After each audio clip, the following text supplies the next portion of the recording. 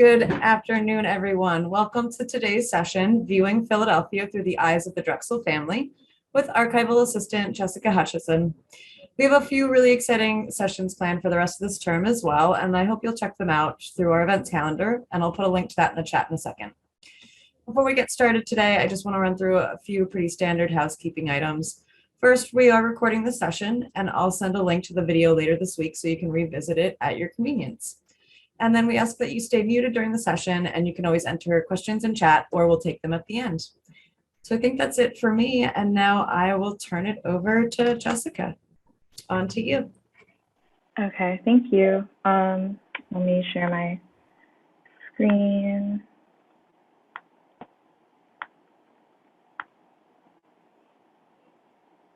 Okay, so hi, my name is Jessica, and I work with the Drexel University Archives as a student archival assistant. Since the fall, I've been working specifically with the Drexel Family Collection. This collection documents the life of Drexel University's founder, Anthony J. Drexel, and his descendants. Within this collection, we have a variety of different materials relating to the family, from family papers to photo albums, to scrapbooks and newsletters. The bulk of my work has been looking at the Drexel family scrapbooks. These scrapbooks begin at the end of the 19th century as a collection of newspaper clippings on A.J. Drexel's death, and they further collect clippings that center on happenings related to the Drexel descendants over the decades. Materials found in the scrapbooks reference other news that impacted the family, such as Drexel Institute updates, real estate deals, societal affairs, and developments across and around Philadelphia.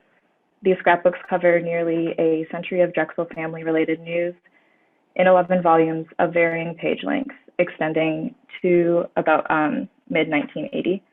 The exact creator or creators of the scrapbooks is unknown to us, but later volumes appear to have been assembled by the office of Anthony Drexel's estate. Some clippings and objects appear to have been mailed into the office and added to the scrapbook. While working with the scrapbooks, I became interested in considering them as a means by which history is retold according to the interests of the Drexel family. Through such a lens, even clippings that are seemingly unrelated to the family can be understood as something that might in some way be pertinent to the Drexel name or material interests. So when I refer to Drexel family as an institute or as an entity, I refer to whomever assembled the scrapbooks as a representation of the family and their possible interests. Making my way through the scrapbooks, I was increasingly drawn to the instances where the connection to the family seemed tenuous but still discernible, such as clippings on tax laws or random real estate news. My interest was further piqued by the inclusions of clippings that illustrated the reshaping of Philadelphia. Particularly, I was interested in what certain clippings portrayed about these transformations and perhaps what might have been obfuscated. So this particular news clipping first struck me as an instance where the Drexel family encourages a particular view of a moment in time. Here we see the Philadelphia cityscape in 1928, annotated by the Public Ledger to point out what were notable buildings. We also see towards the bottom right corner that whoever added this clipping labeled 3 additional buildings on the image, all of which are Drexel family properties. This webinar explores this theme further by looking at references to the influx of university expansion post-World War II, with support from other materials in the university archives collections. This focus on Drexel University's historical impact on West Philly was primarily inspired by what appeared to me as an uneven record documenting Drexel's expansion between around 1950 to the early 60s. Coverage of the, especially in comparison with coverage of the community's responses. I will first start by walking through some examples of clippings from the scrapbooks before turning to how the same events were portrayed in student publications like the Lexard and the Triangle, as well as administrative records. Following World War II, the emphasis on expanding Drexel Institute's capacity to adequately serve students in science-related fields, as well as a general influx of students, was largely the rationale for development. This period also saw the beginning of urban renewal, where, according to University of Pennsylvania's West Philadelphia Collaborative History, the program aimed to rehabilitate areas of the cities identified as blight. Initially, rehabilitation focused on improving housing quality and quantity, but urban renewal laws later expanded to include commercial and institutional development. West Philadelphia was a main target for renewal from the start, including areas bordering what is now University City. The post-war period covers two primary expansion projects, the first being a $5 million expansion plan announced in October 1947, which is shown in this clipping on the right, and followed the acquisition of land next to what was the then campus of the Drexel Institute.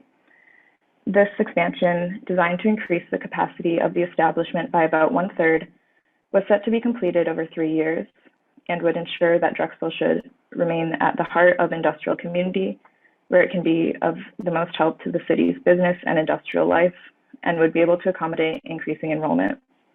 It was, according to then President Dr. James Crease, not so much exclusively a reflection of the need of educational institution, but rather of the demands of a great industrial community like Philadelphia. The proposed new construction was to develop the land bordered by Woodland Avenue, 32nd Street, and Chestnut. Although this expansion was relatively small, this first plan set the tone for further expansion over the decades. During this 3-year period of the first expansion plan, Drexel was fundraising to expand further into West Philly, which these 3 clippings all announce. And in Drexel's 60th year, so 1951, another $5 million expansion was announced, again predicting enrollment increases as well as the need to accommodate for better buildings and equipment to support industrial education. The 2 clippings on the right further recognize Drexel's expansion as a need, as the school holds an important role for Philadelphia. The clipping on the right notes that Drexel Institute not only has one of the largest engineering schools, but its evening engineering college is the only one in Philly offering a degree. For these reasons, Drexel was often referred to as Philly's industrial university. And this clipping shows a picture of Richard P. Brown, who was vice president of the Board of Trustees of Drexel, with other members relating to Drexel's expansion at a dinner hosted to kick off fundraising efforts. They're shown displaying a drawing of the proposed new science building, which was formally dedicated in 1955. Following the narrative of Drexel expansion paving the way for a more modern, scientific, or even futuristic education, this clipping refers to the planned expansion as a campus of the future, or as the article claims, a bright spot in the picture of America 10 years after the atomic bomb.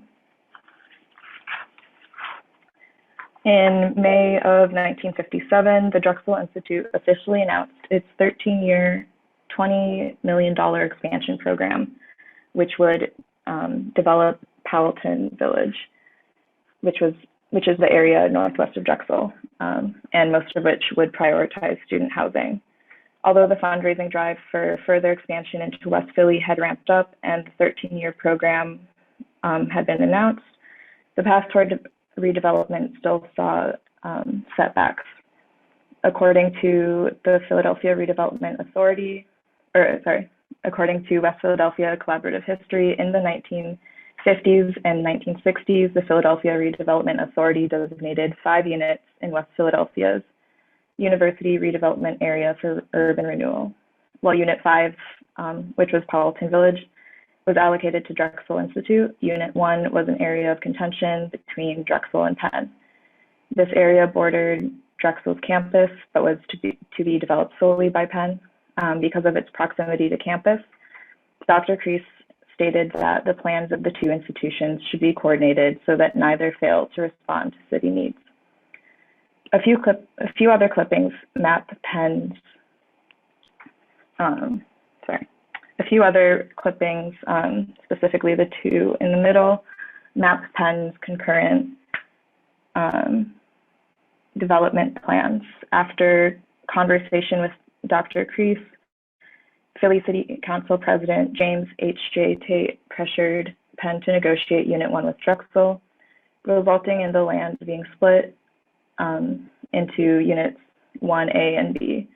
Unit 1B became the location for Drexel's James Crease Student Center, among other buildings, and the Student Center was the first building built on city-owned land in the Institute's expansion program. This article, published in 1963, describes the general attitude toward urban renewal at the time. And urban renewal was, again, the program by which Drexel was allotted city-owned land for expansion. This article interviews William L. Rafsky, who served as director of Philly's redevelopment authority before becoming executive vice president of the Old Philadelphia Development Corporation, which promoted specifically center city renewal. Rafsky said that urban renewal often means hardship and pain. There's no getting away from that. People get used to a neighborhood. It's been their home, maybe for generations.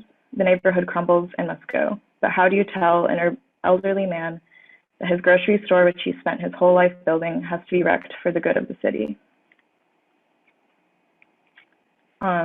In 1964, the Institute unveiled its written plan for redeveloping Powelton Village. Although there was no news clipping in the scrapbook for this, it's just mentioned in the clipping on the left. And throughout the 60s, Drexel continued to fundraise for its expansion program. The middle clipping, titled "The Bright New Drexel Institute," continues the previous rhetoric of the expansion program being a source of light or promise for the city, and characterizes the redevelopment as the bright new expansion of Drexel Institute's campus, transforming what was once a collapsing neighborhood. Both this clipping and the article on urban renewal call on a similar narrative to that of Dr. Crease's statements, which position the expansion as necessary for the good of the city, especially for students, whether that's by bettering industrial education or in what was characterized as a cleaning up of an area that ostensibly was collapsing. Much of the coverage of expansion thus far in the scrapbooks focuses on the 50s and early 60s. However, this later expansion program would continue well into the 70s. Even so, the latest clipping I could identify in the scrapbooks highlighting expansion is the one on this slide from February 6, 1970, titled "Protesters Halt Construction at Drexel Site." This protest involved protesters planting themselves aboard a large crane and settling inside the scoop of a bulldozer on the structure site for a dormitory. Protesters were composed of Powelton community representatives who wanted the university to agree to consult them on all future expansion plans and to give them veto power over projects they believe will damage the neighborhood. This was in part sparked by the hardship caused to the families dispossessed by the destruction of previously existing homes for the construction of dormitories. While this clipping shows that there is pushback from neighboring communities about displacement and lacking input on redevelopment, this is the extent of its portrayal in the scrapbooks. If I were relying solely on the scrapbooks for my understanding of this period of Drexel expansion, I would have no idea about the way in which the community had felt outside of this clipping, nor what came of these protests. This disparity was interesting to me in considering how the Drexel family might have related to expansion more broadly. Certainly it was pertinent to family interests, as this period represents a major shift in Drexel's history, as well as a number of Drexel family members were serving on the board of trustees at this time, including Charles J. Biddle, serving as vice chairman. However, the scrapbooks generally omit the conflict that surrounded expansion projects, and the family associates itself primarily with the successes of the lead up to Drexel's biggest of the time development plans. Rather than portraying a comprehensive picture of the projects, these clippings instead focus on expansion as only a benefit to the city and Drexel students. The scrapbooks often included scandals related to family members or related persons, and also detailed much more extensively other development projects across the city, including decades spent on the beautification of Independence Mall. But less than 25 pages are dedicated to this period of Drexel University history, even though the scrapbooks include items from 10 years after this clipping. With the help of other materials from the University Archives collections, we're able to gain a wider perspective than that found in the scrapbooks. Looking at this the perspective of student publications, we see more diverse coverage of community responses to the way that Drexel expansion reshaped West Philly neighborhoods. So these pages from the 1970 Lexard, which is Drexel's yearbook, reflects this conflict, displaying photos from protests by residents in attempts to stop construction.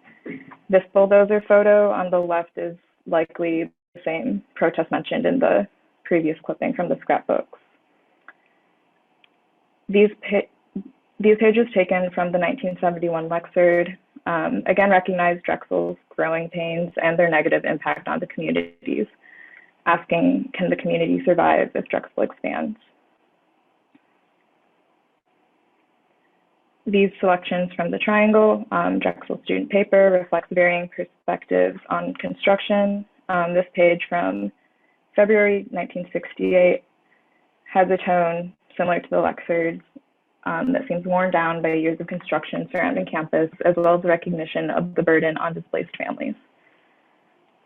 And this other story from the Triangle, published in July 1970, details discontent from residents and community groups of Unit 5, but also conflict between Drexel and these groups that was only brushed on or otherwise lacking in the scrapbooks. And finally, another perspective represented elsewhere in the University Archives collections is that of the administration.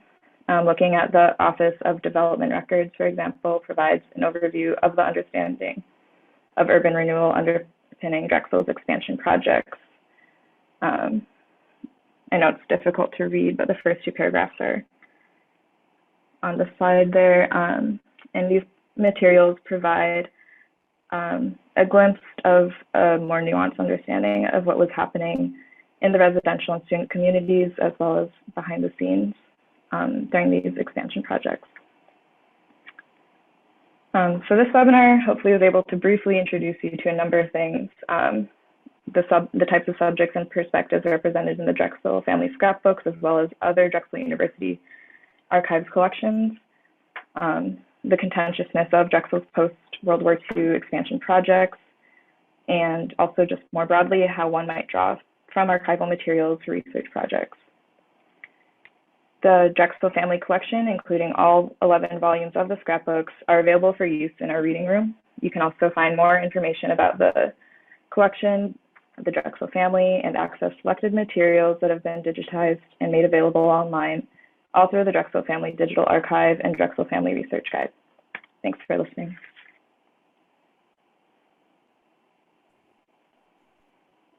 Thanks, Jessica. That was great. I'm going to drop a link to the Visit the Archives page in chat for anybody who might be interested. And then we're happy to take questions. I can either read them if you enter them in chat, or feel free to unmute and you can ask that way.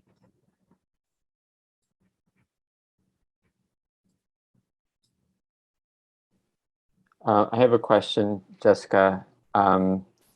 Just with regard to the bit right at the end where you were talking about the administration perspective on this, because it went by kind of quickly. Could you just kind of summarize what was going on there that sort of provided more nuance?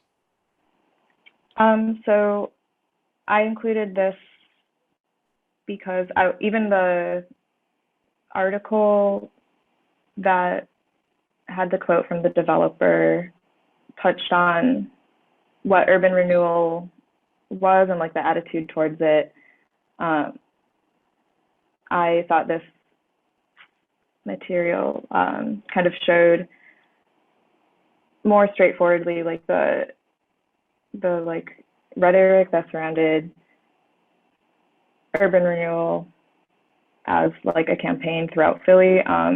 And as this was like a part of the Office of Domestic Development Records, was a perspective that was informing decisions that the administration might have been making.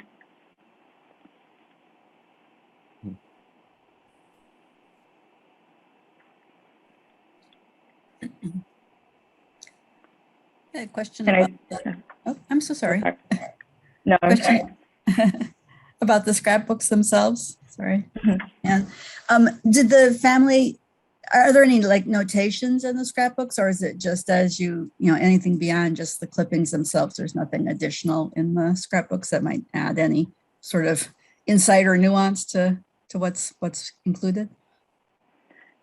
So the closest thing to like annotations that I had noticed were mostly like corrections in news clippings, just comments like "that's wrong," or nothing more enlightening than that.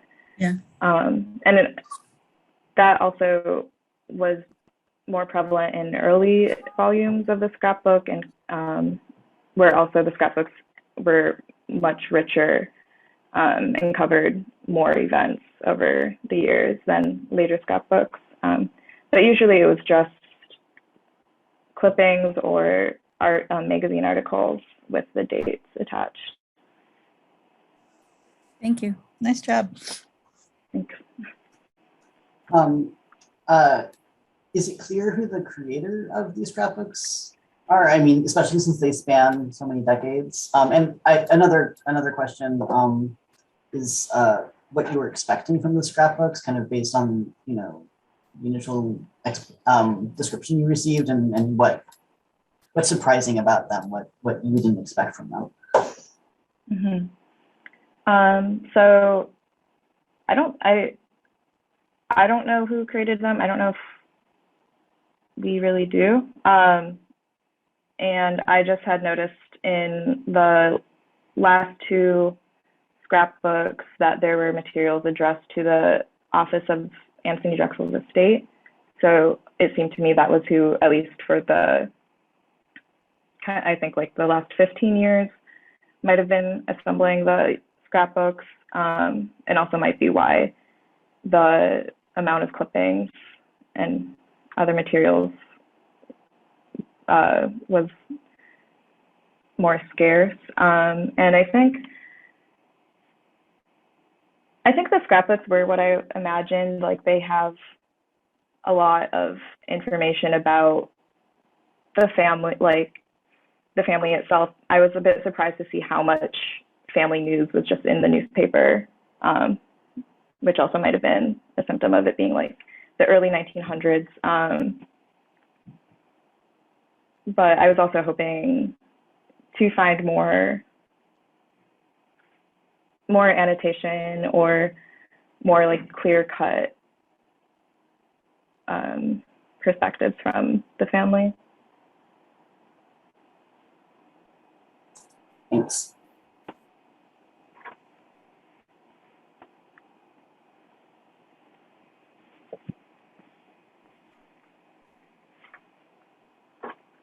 Any other questions?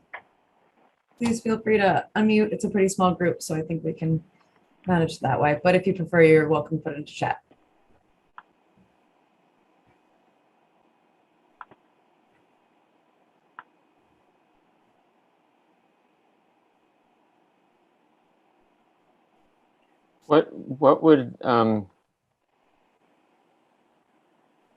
What stood out for you most? I mean, what was something that was, seemed like a particular highlight, or just not necessarily surprising, but just most notable or dramatic in your perusals of this material? For the webinar? Yeah, or beyond that. I think for the webinar, I was really surprised that there were so few materials after 1970 about expansion, and even like leading up, like in the years leading up to expansion, I think there were only a handful of clippings from the 60s, when at the same time there's a lot of documentation like elsewhere in our collections.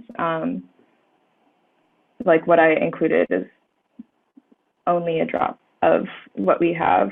And we also have like the collection, I forget what it's called, the buildings collection that details even more extensively, like Drexel expansion. So I think in general, I was always surprised when I would see a clipping on something that I thought was like really interesting, and then that's just it. I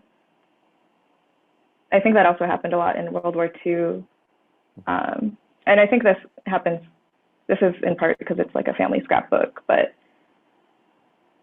it was often, I kind of forgot that World War II was happening just by looking at the clippings, because it's just like still like marriages and divorces and other stuff like that, which is interesting. But yeah, so I guess it was just interesting to see how things could kind of stay in like a void. It's it raises the question about what goes into the documentary record and what is left out, which it's hard to know how that happens, and it's not necessarily that things that aren't recorded are seen as less important. I'm remembering, earlier in the pandemic, when in the archives we got a lot of questions about the 1918 influenza pandemic. And we started looking, and there was so little in the documentary record. And in talking with people at other institutions, we found this was not specific to Drexel. This was in many different places. There was very little recorded in a lot of contexts about the flu pandemic. Clearly, that didn't mean it wasn't important. It's just that for one reason or another, people weren't preserving that. And it makes me wonder, it's just hard to know how to read the lack of information sometimes. So yeah, I remember when I was in that part of the scrapbooks too, that wasn't talked about either that much. So yeah, the flu. Yeah. There's one more question in chat that I'll read out loud if that's okay. And the question is, as far as you can tell, did the Drexel family ever respond directly or make a statement about people challenging Drexel's development plans? So I don't know, because I was looking just at the scrapbook and didn't see anything in there. And I don't know if you might know, Matthew or Simon, if there might be another location in the collections that might include something like that. I've never seen anything like that. I mean, I don't know to what extent the Drexel extended family was functioning as a cohesive, with a shared voice. I mean, more recently they've kind of become more organized, and they have, for example, there's a Drexel Family Committee that advises the university, but I don't know if there was some sort of organized body at that time that would have even, been able to speak in some sort of collective way. And I'm not aware of statements by individual family members about it, but it may be out there. And quite likely not in the Drexel University archives, because what we have for the Drexel family is certainly only partial, especially since it's a large family that's geographically scattered. So, it's certainly feasible that, somewhere out there, there's a statement, public or private, commentary on that from a Drexel family member, but maybe not here, so. Great, thank you so much. Then it's a little past 12:30, so unless there's any other questions, I think we'll wrap up for the day. But thank you so much, Jessica. This was truly very, very interesting. We really appreciate it. Thank you.